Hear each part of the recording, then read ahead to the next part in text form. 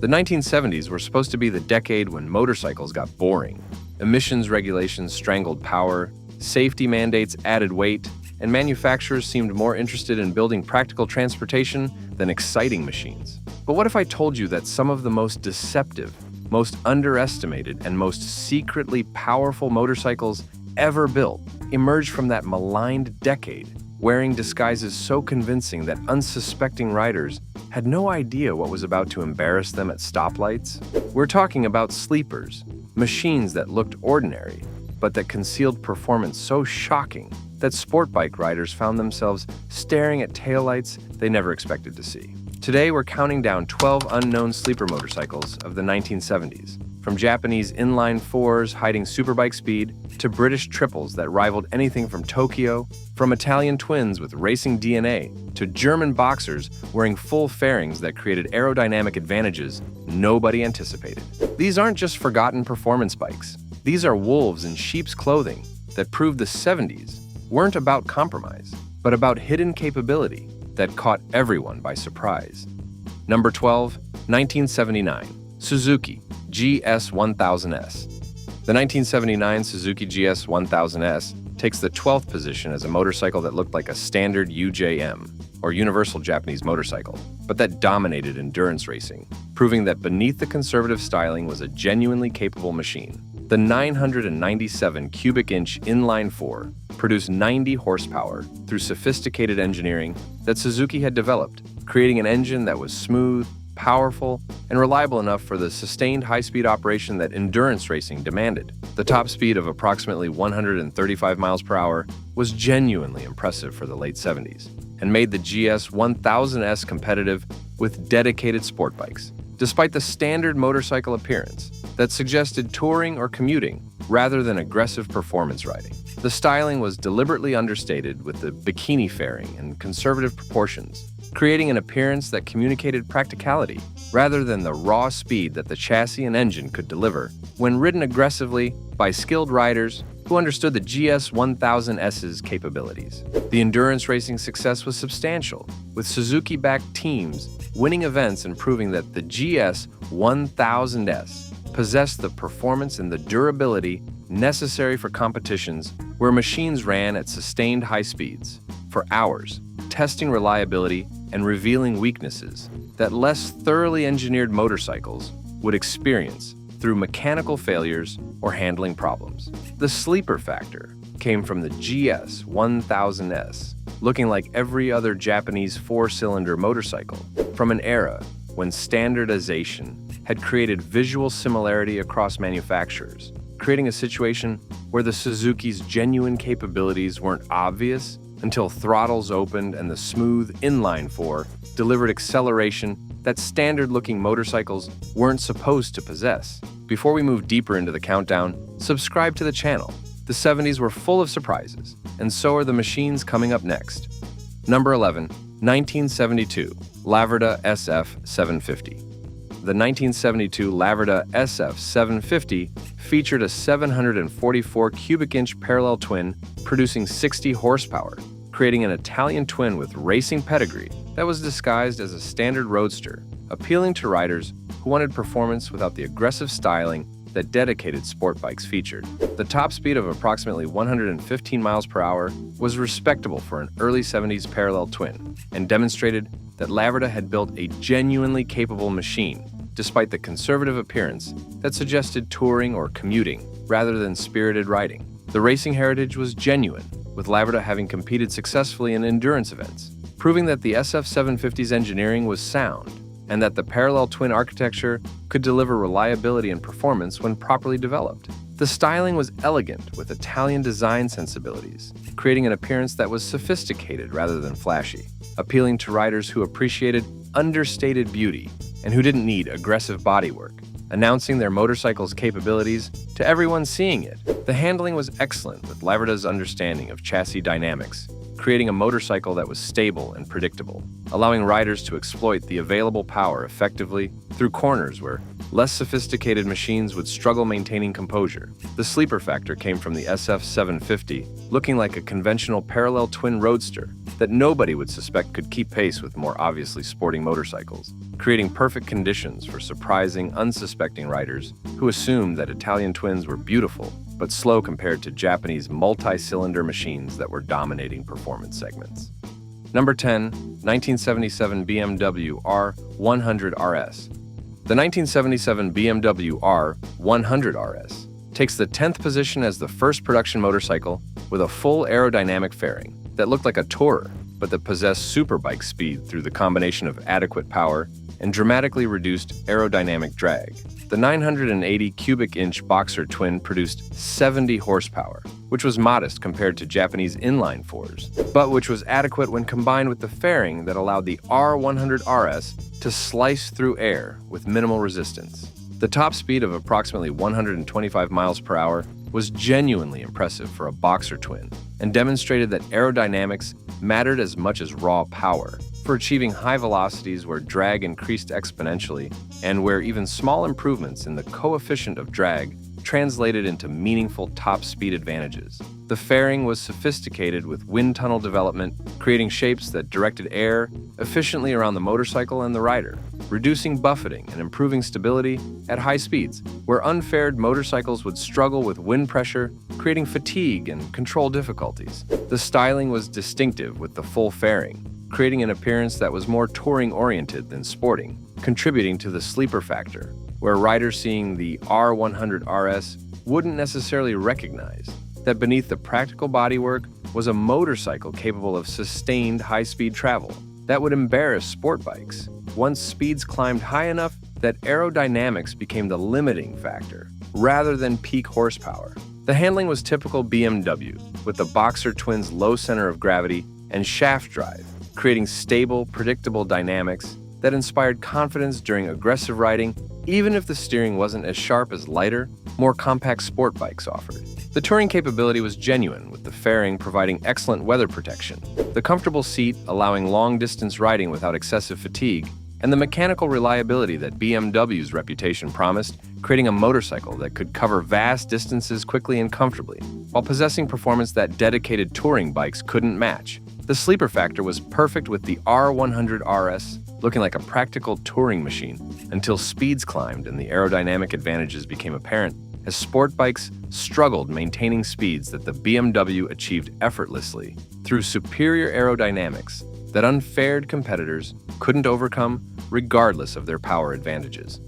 Number 9, 1970 Triumph Trident T150. The 1970 Triumph Trident T150 featured a 740 cubic inch triple producing 58 horsepower, creating a British triple that rivaled Japanese fours. But that was overlooked by buyers who were abandoning British motorcycles in favor of more reliable and more modern Japanese alternatives. The top speed of approximately 115 miles per hour was competitive with contemporary Japanese machines and demonstrated that the Trident possessed genuine performance, despite coming from a struggling British industry that was losing market share rapidly. The triple-cylinder configuration was smooth and powerful, with the 3 cylinders creating even firing intervals and good balance that eliminated much of the vibration that British twins produced, creating a riding experience that was more refined than traditional British motorcycles offered while maintaining the character that loyal customers appreciated. The styling was handsome, with classic British proportions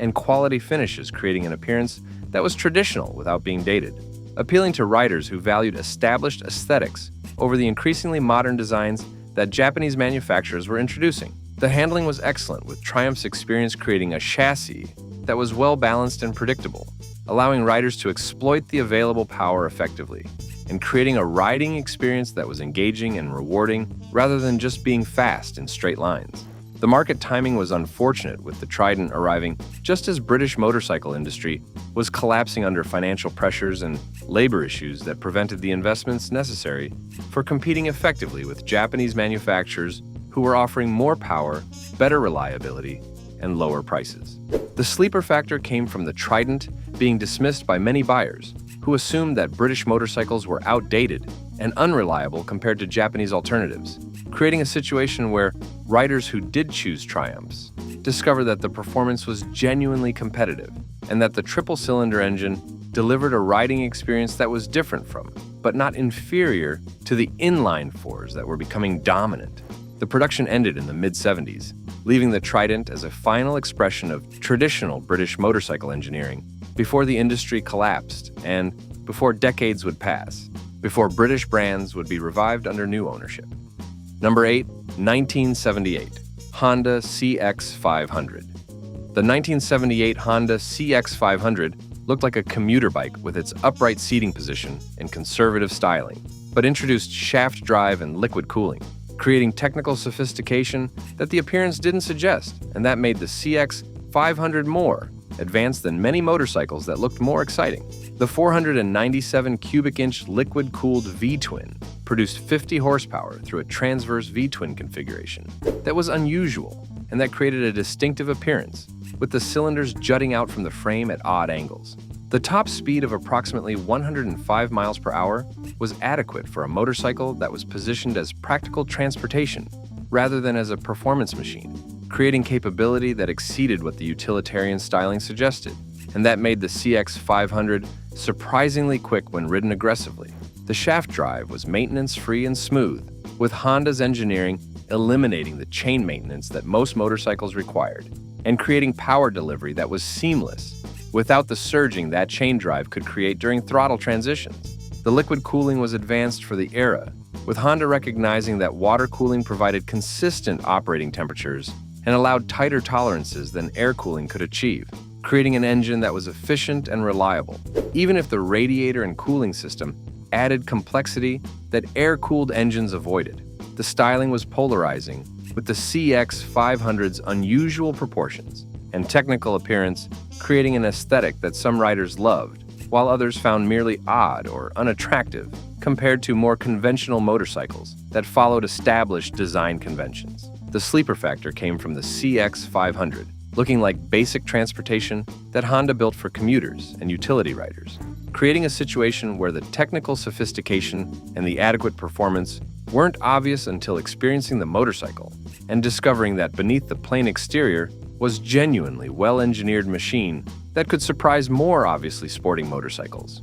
The legacy endures, with the CX500 being recognized as an important step in Honda's engineering evolution, even if it never achieved the popularity that more conventional designs enjoyed among buyers, who wanted motorcycles that looked exciting rather than just being technically interesting.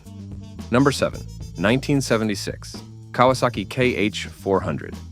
The 1976 Kawasaki KH400 featured a 400 cubic inch two-stroke triple, producing 38 horsepower, creating a compact-sized motorcycle with lively triple-cylinder performance that made it a hidden gem for enthusiasts who appreciated two-stroke power delivery. The top speed of approximately 95 miles per hour was adequate for a motorcycle displacing just 400 cubic inches and demonstrated that the KH400 was genuinely quick, despite its small size and its positioning as an entry-level or intermediate motorcycle rather than as a flagship performance machine. The two-stroke design created a peaky power delivery with explosive acceleration when revs climbed into the narrow power band, where the expansion chambers created resonance that supercharged the cylinders, delivering thrust that felt violent and that created an engaging riding experience for enthusiasts who enjoyed ringing out engines and shifting frequently. The triple-cylinder configuration was smoother than the two-stroke twins that were common in smaller displacement motorcycles,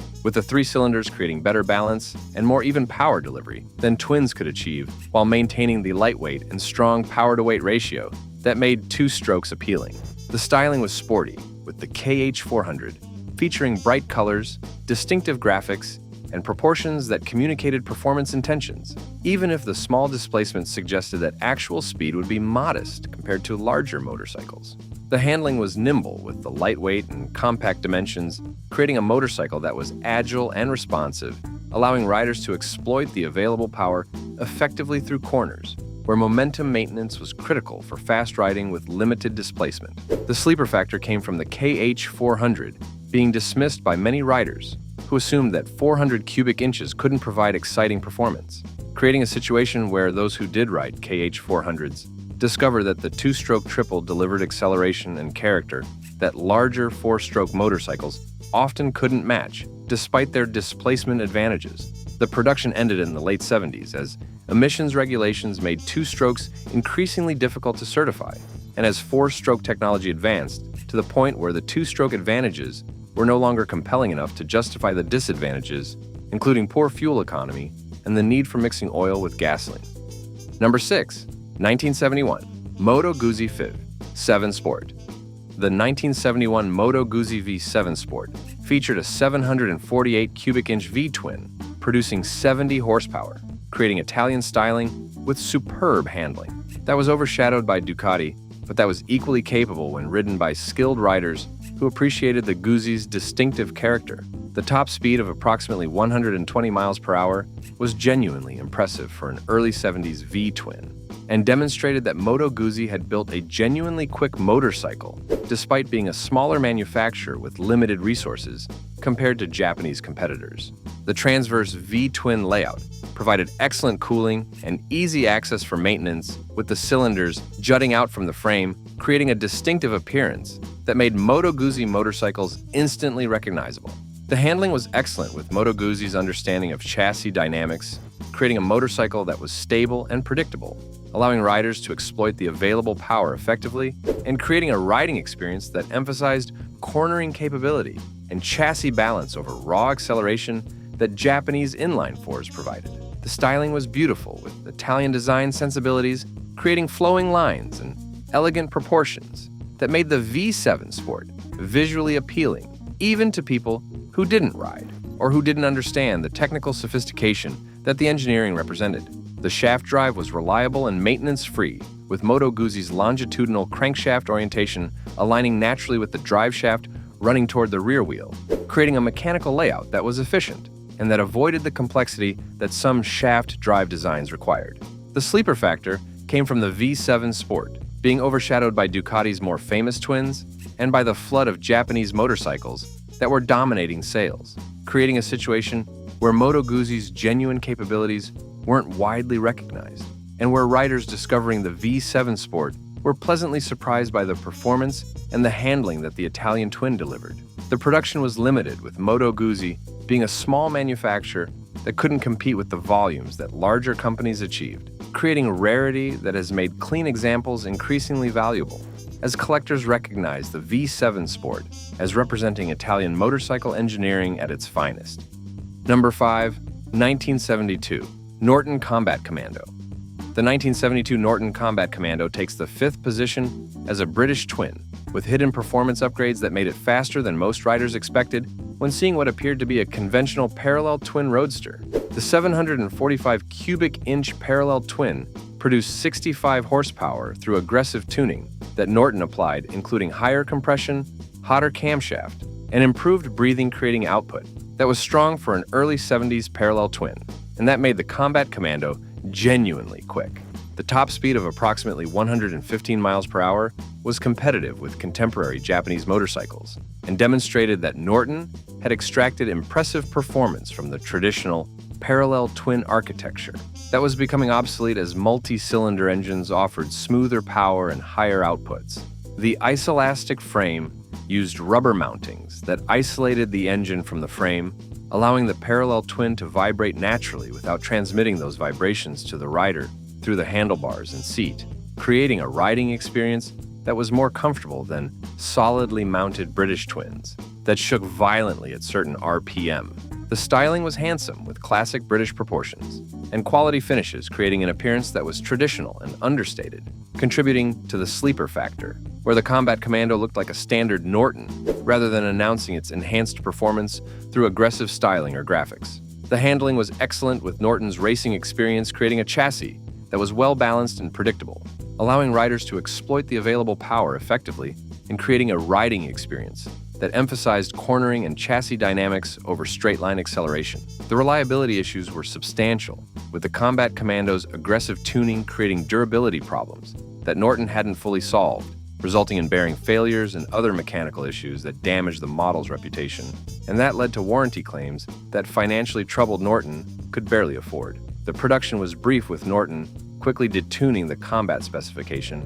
and returning to more conservative tuning that sacrificed some performance, but that improved reliability to levels that customers expected, and that Norton's warranty budget could sustain. The sleeper factor was perfect with the Combat Commando, looking identical to standard Commandos, but possessing noticeably more performance that surprised riders who assumed that all Commandos were equal, and who discovered too late that the combat version could embarrass them despite appearing to be just another British parallel twin. The values today reflect the combat's rarity and its significance, as Norton's final attempt at extracting maximum performance from the traditional parallel twin architecture before the company collapsed and before decades would pass before the Norton name would be revived.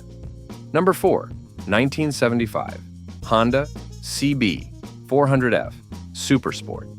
The 1975 Honda CB 400F Supersport featured a 408 cubic inch inline-4, producing 37 horsepower, creating a small displacement motorcycle with a rev-happy engine and cafe racer styling that made it a cult classic among enthusiasts who appreciated sophistication over displacement. The top speed of approximately 100 miles per hour was impressive for a motorcycle displacing just over 400 cubic inches, and demonstrated that Honda had built a genuinely capable machine, despite the small size suggesting that performance would be modest. The inline-4 engine was smooth and willing to rev with the small displacement, allowing high RPM operation that larger engines couldn't sustain, creating a power delivery that rewarded enthusiastic riding, and that made the CB 400F feel faster than the horsepower number suggested. The styling was beautiful, with 4-into-1 exhaust, sculpted fuel tank, and cafe racer proportions, creating an appearance that was sporty and sophisticated,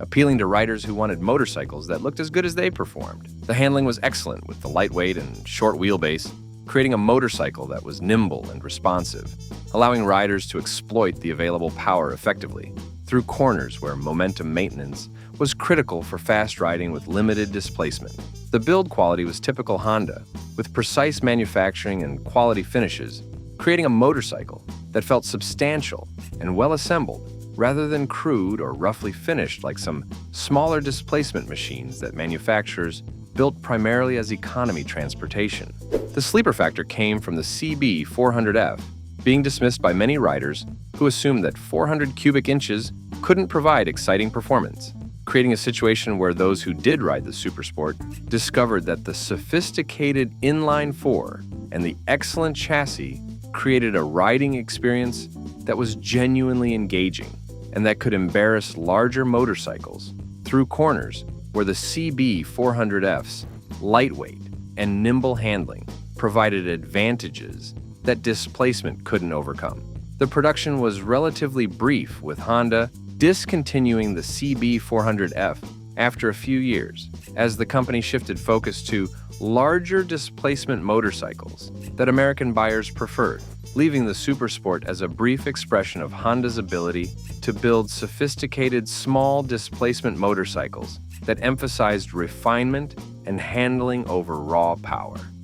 Number 3. 1977 Yamaha XS 750 Triple. The 1977 Yamaha XS 750 Triple takes the third position as a motorcycle that looked like a touring bike, with its upright seating position and conservative styling, but that possessed sporty handling and triple-cylinder punch that surprised riders expecting sedate performance from the practical appearance. The 747 cubic inch three-cylinder engine produced 64 horsepower through Yamaha's engineering, creating an output that was strong for the late 70s, and that made the XS 750 genuinely quick when ridden enthusiastically. The top speed of approximately 115 miles per hour was respectable and demonstrated that the XS 750 wasn't just about comfort and practicality, but possessed genuine performance capability that the touring-oriented styling didn't advertise. The triple-cylinder configuration was smooth and powerful, with the three cylinders creating even firing intervals and good balance that eliminated much of the vibration that twins produced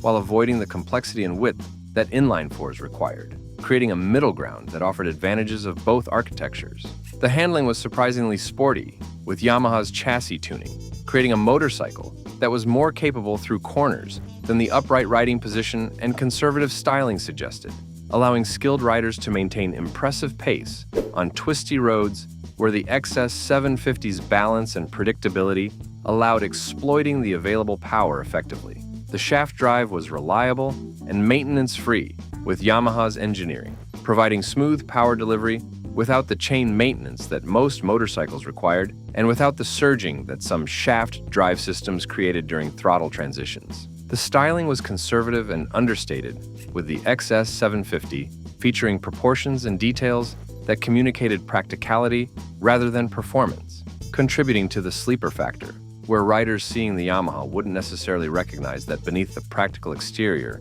was a motorcycle with genuine sporting capability. The market reception was modest, with the XS 750 never achieving the popularity that some other Yamaha models enjoyed, creating a situation where the triple remained relatively unknown, despite its genuine capabilities. The sleeper factor was substantial, with the XS 750 looking like a standard motorcycle that riders would choose for commuting or touring rather than for spirited riding, creating perfect conditions for surprising unsuspecting sport bike riders who assumed that the practical-looking Yamaha couldn't possibly keep pace once roads became challenging. The production continued for several years, but Yamaha eventually discontinued the triple as the company focused on more obviously sporting models, and as the market shifted toward either dedicated touring bikes or pure sport bikes, rather than the middle ground that the XS 750 occupied. Number 2, 1974, Suzuki GT 750 Water Buffalo. The 1974 Suzuki GT 750, known as the Water Buffalo, takes the second position as the first mass-produced liquid-cooled Japanese motorcycle that was underestimated until riders experienced its smoothness and discovered that beneath the conventional styling was sophisticated engineering. The 738th cubic-inch liquid-cooled two-stroke triple produced 67 horsepower through advanced cooling technology that was unusual for the era and that allowed Suzuki to extract strong performance from the two-stroke design while maintaining reliability that air-cooled two-strokes sometimes struggled to achieve. The top speed of approximately 110 miles per hour was respectable for a mid-70s motorcycle and demonstrated that the GT 750 possessed adequate performance despite being positioned more as a sporting tourer than as an outright performance machine. The liquid cooling was revolutionary for a production motorcycle, with Suzuki recognizing that water cooling provided consistent operating temperatures regardless of ambient conditions or riding speeds, allowing tighter tolerances and more aggressive tuning than air cooling could support without risking overheating or temperature-related reliability issues. The two-stroke design created a distinctive power delivery, with the triple configuration providing smoother output than two-stroke twins while maintaining the strong power-to-weight ratio that made two strokes appealing to riders who appreciated the explosive acceleration that expansion chambers and resonance tuning provided. The styling was conservative, with the GT 750 featuring proportions and details that were practical rather than aggressive, creating an appearance that didn't announce the motorcycle's capabilities and that contributed to the sleeper factor, where riders wouldn't necessarily recognize the sophisticated engineering until experiencing the smooth power delivery and adequate performance. The handling was competent, with Suzuki's chassis providing stable and predictable dynamics that allowed exploiting the available power effectively even if the steering wasn't as sharp or as responsive as dedicated sport bikes offered. The reliability was good, with the liquid cooling preventing the overheating issues that plagued some air-cooled two-strokes, and with Suzuki's engineering creating a motorcycle that would provide satisfactory service when properly maintained, including mixing oil with gasoline and performing the regular maintenance that two-strokes required. The sleeper factor was substantial, with the GT 750 being overlooked by many riders who were focused on four-stroke motorcycles and who dismissed two-strokes as crude or inferior, despite the actual performance and the sophisticated engineering that the Water Buffalo represented. The nickname Water Buffalo came from the liquid cooling and the motorcycle's substantial weight that made it less nimble than lighter two-strokes, but that contributed to stability and the planted feeling that some riders appreciated during highway riding, where lighter motorcycles could feel nervous or unstable. Number 1, 1973 Kawasaki Z1900. The 1973 Kawasaki Z1900 takes the top position as the ultimate sleeper from the 1970s, looking like a standard motorcycle, but outperforming many superbikes of its era through sophisticated engineering that created performance levels that the conservative styling didn't advertise. The 903 cubic-inch inline-4 produced 82 horsepower through advanced design featuring double overhead camshafts, 4 carburetors, and engineering sophistication that was unprecedented for a mass-production motorcycle from a manufacturer that had been building large displacement four-strokes for only a few years. The top speed of approximately 130 miles per hour was genuinely impressive and made the Z1900 the fastest production motorcycle available when it debuted, creating a sensation that established Kawasaki as a serious performance manufacturer, capable of building machines that rivaled or exceeded anything that Honda or other Japanese competitors offered. The inline-four engine was smooth and powerful, with excellent balance and even firing intervals, creating a power delivery that was refined and sophisticated, allowing the Z1900 to deliver its performance in a civilized manner that was accessible to riders of varying skill levels, rather than requiring expert technique extracting maximum capability. The styling was deliberately understated, with Kawasaki choosing conservative proportions and minimal graphics, creating an appearance that was handsome but that didn't scream performance in ways that more aggressively styled motorcycles did, contributing to the sleeper factor where riders seeing the Z1900 wouldn't necessarily recognize that they were looking at the fastest production motorcycle available until experiencing the acceleration and top speed that the sophisticated inline-four delivered. The handling was competent, with Kawasaki's chassis providing adequate stability and control, even if the steering wasn't as sharp as later superbikes would offer, creating a motorcycle that could exploit its performance effectively,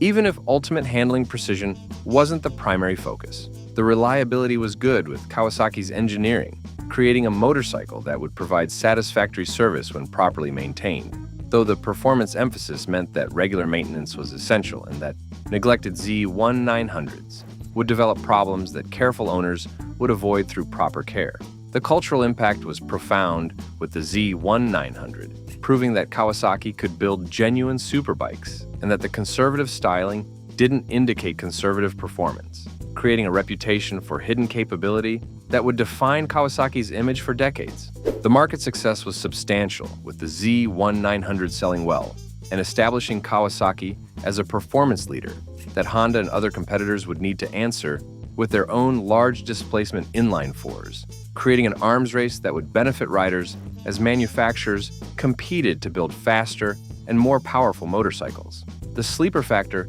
was perfect, with the Z1900's conservative styling creating situations where riders of other motorcycles would challenge Kawasaki's at stoplights or on highways, only to discover that the standard-looking motorcycle possessed performance that only dedicated superbikes could match, creating embarrassment for challengers and creating legendary status for the Z1900 as the ultimate sleeper that looked ordinary, but that was genuinely extraordinary. The legacy endures, with the Z1900 being recognized as one of the most important motorcycles from the 1970s and as the machine that established the template for large displacement inline-four superbikes that would dominate performance segments for decades. The values today reflect this significance, with clean original Z1900s being collectible and commanding strong prices from enthusiasts who recognize that owning the motorcycle that changed everything is owning a genuine piece of history rather than just buying an old bike for nostalgia or for weekend riding. These 12 unknown sleeper motorcycles from the 1970s prove that the decade wasn't about compromise,